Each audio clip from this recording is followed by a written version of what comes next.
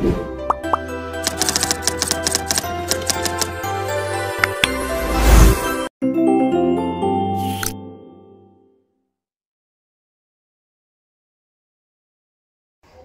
guys! Welcome back to my channel for today's educational vlog.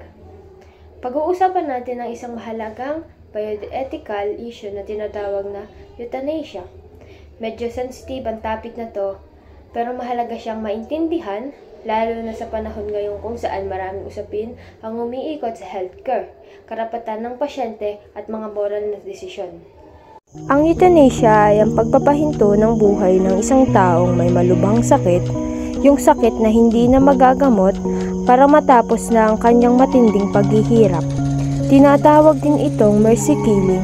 Ang intensyon nito ay hindi para pumatay, kundi para wakasan ang sakit at pasakit ng isang tao. Pero dahil buhay ang pinag-uusapan dito, maraming tanong ang lumilitaw. Makatao ba ito? Tama ba ito sa paningin ng batas o relihiyon?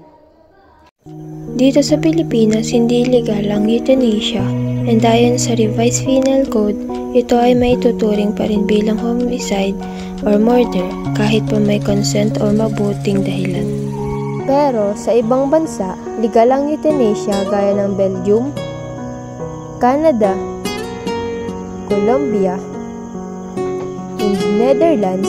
Ang legal na euthanasia sa mga bansang ito ay nangangailangan ng malinaw na pahintulot ng pasyente at dumadaan ito sa masusing pagsusuri ng doktor. Dito rin ay may mahigpit na guidelines para hindi ito maabuso. Isa sa pinakamahalagang bahagi ng usaping ito ay ang consent ng pasyente at opinyon ng pamilya. Sa mga bansang legal ito, hindi pwedeng gawin ang euthanasia kung walang malinaw at pusong pagpayag. Ibig sabihin, hindi pinilit yung pahintulot na makukuha mula sa pasyente. Minsan, ginagamit ang tinatawag na living will o advance directive. Ito ay dokumento na isinulat ng pasyente habang siya nasa matinong kalagayan pa, kung saan nakasaad ang kanyang mga kagustuhan sakaling hindi na siya makapagsalita o magdesisyon sa dulo ng kanyang buhay. Sa ganitong paraan, nirerespeto ang kanyang karapatan at dignidad bilang tao. Ayon sa isang pag-aaral ng Philippine Journal of Health Research and Development noong 2020, maraming Pilipinong hindi pa rin pamilyar sa konsepto ng euthanasia. Pero dumarami na rin ang mga diskusyon tungkol dito, lalo na sa social media at health forums. May mga reported cases ng mga pamilya na humihiling ng mercy killing sa mga doktor, lalo na sa mga terminal cancer patients, pero kadalasan ay tinatanggahan ito dahil labag ito sa batas natin.